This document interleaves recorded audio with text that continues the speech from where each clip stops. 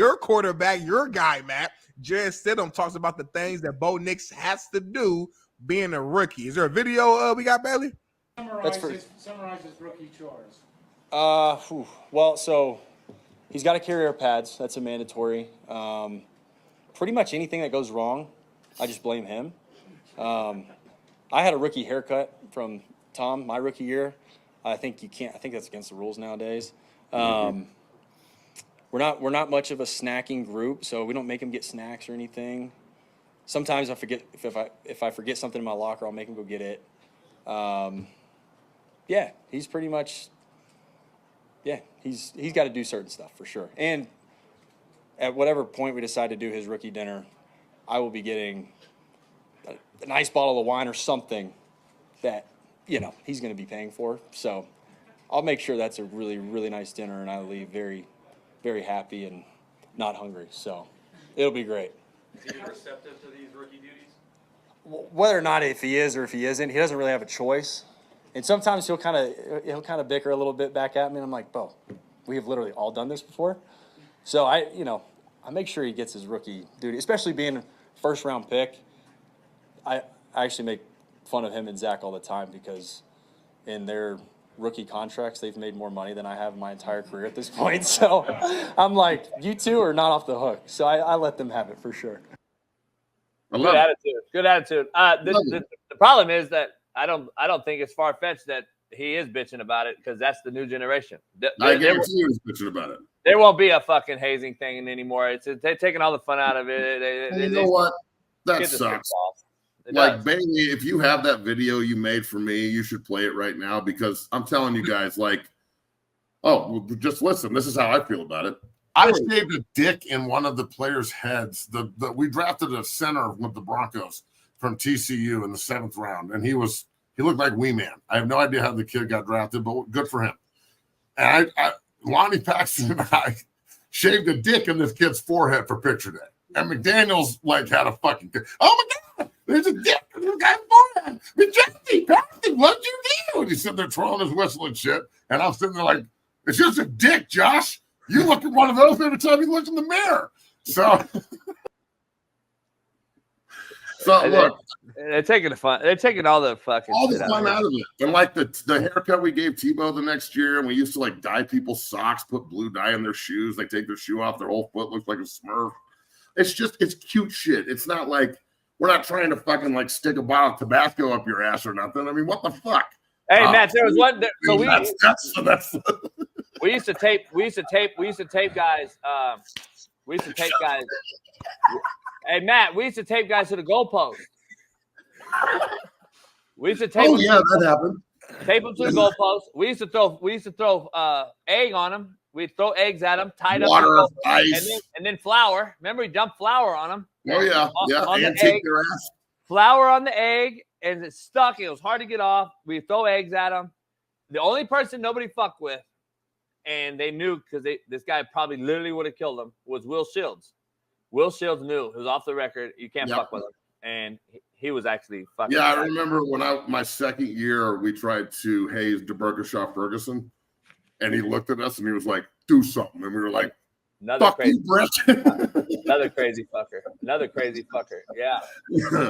There's So, certain guys Darrell Revis, we tried. I remember Darrell was a rookie the next year, right? And they picked him out of Pitt, and he walked in, and before we could even haze him, he had already beaten the shit out of the strength coach in front of everybody. The strength coach was like, run. And he was like, fuck you, man. And he walked over and just put a huge fucking black eye on him. And to the coach?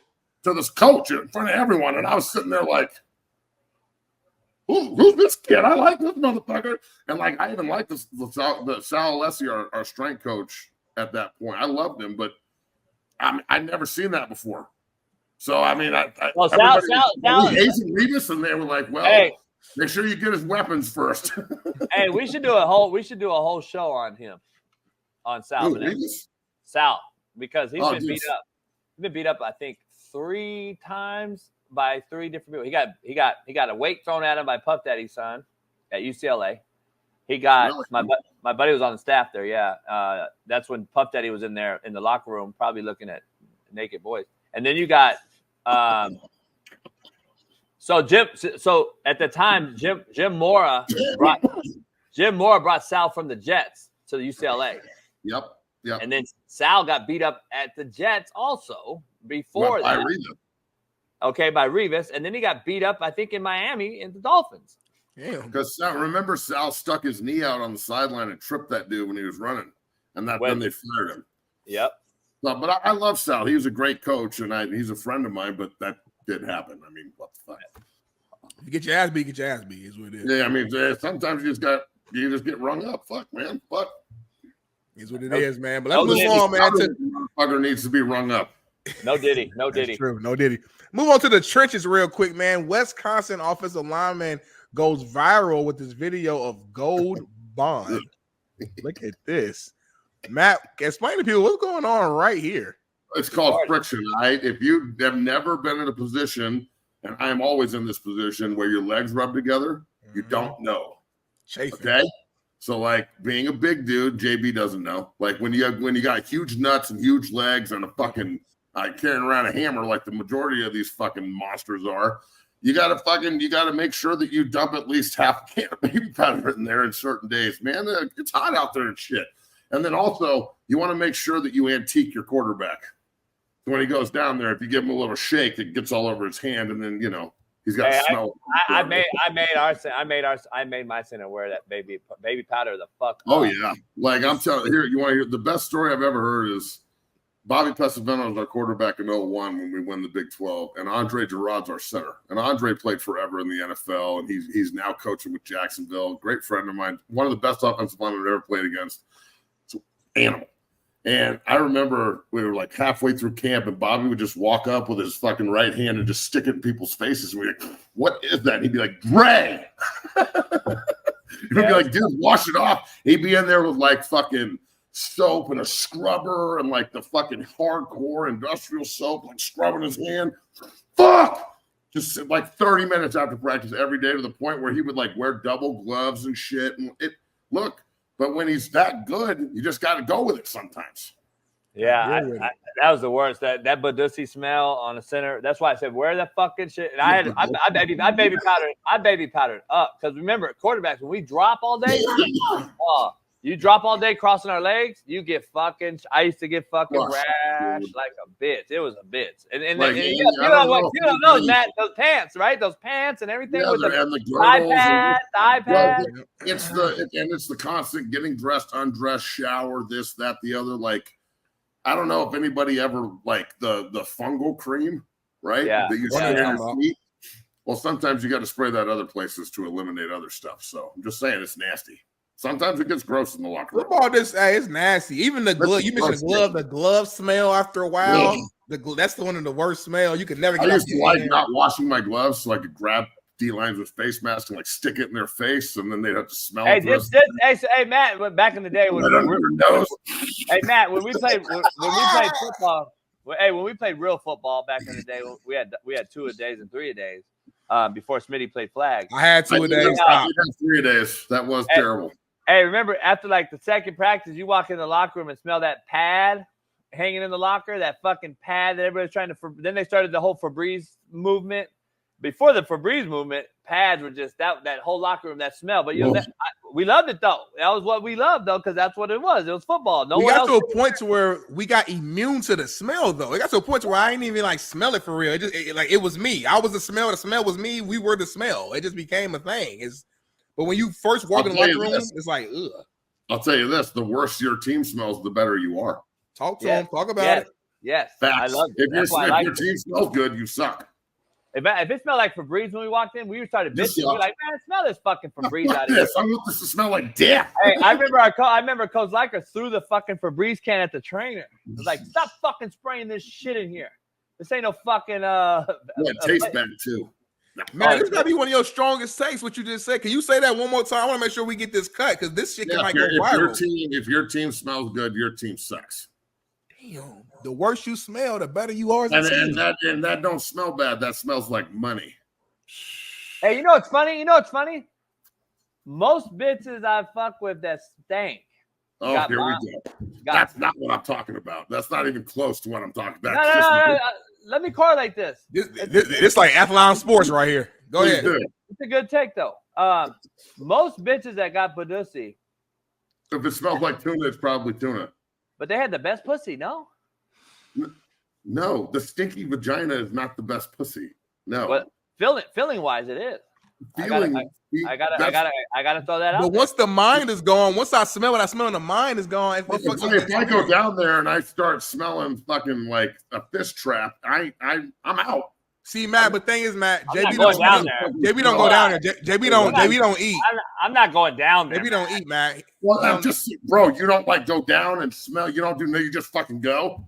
Well, I'm just saying, back in the day, you're the one that taught me about the fucking ear test, dude. What are you talking about? You taught me about the fucking thing. What? No, but that had nothing to do with the pussy smell. Like bottom line is, it's like. What? So I don't know my first-hand account, obviously, but gonorrhea doesn't smell. JB don't even have sex no more. He don't even like go in the vagina no more. Matt, you could smell. Matt, you could smell and pass the ear test. So remember the ear test. The ear test was if you jump, you got something, but you could smell because you're just fucking dirty, nasty bitch and don't have like clap or something. Well, yeah, but that's not. How are you saying that smelling like he just left? The fuck? See, he does this all the time. He says something out. What the hell just happened? That's fucking ridiculous. Dude. I don't even know what just happened. All the time. Fuck you, bro. All right, whatever. I'm just saying, you can pass the wax test. Yeah, you could pass the fucking clap test and not smell like a fucking fish trap. That's true. But I'm just saying, you could also throw a hot dog down a hallway or a wrench into a closet. That doesn't mean she's a good fuck. It means she's been turned the fuck out. Hey, Smitty, remember though, track bitches. We used to run through track bitches, and they had this. Women. Track women smelt worse than any other woman. I'm gonna be honest. Every track bitch I fuck with, but they have some bomb pussy though. But they passed the earwax test, but then still smell. It's a give and take. Do you like the smell? No, it's horrible. That's why I stopped fucking with. Jebby, when last time you had some like actual like vagina? Last night. No. You hear what I said? Last time you had vagina. Last night. Okay, all right. Reason why I asked that, Matt, JB oftentimes he just goes straight for the backside. He don't go for the AE. Yes, he don't even like. That's why I asked that specific question. So well, look, it's not just him. It's not just him. I had a buddy in college who you'll get there. Had like 3 chicks that would only eat his ass, and that's the only thing that she did. Right. And he would leave for 20 minutes, come back all sweaty, grinning, and we'd be like, "Where'd you go? Nowhere. You were at the ass eater's house, weren't you, motherfucker?" So yeah, I mean, it's rare. It's rare, but there are these kind of animals in the wild. JB's one of them. My boy's one of them. I guarantee you got a couple friends who are just nasty motherfuckers, but that's okay. That's cool. It's rare, like Mr. Clean with hair. Shout out to JB, man.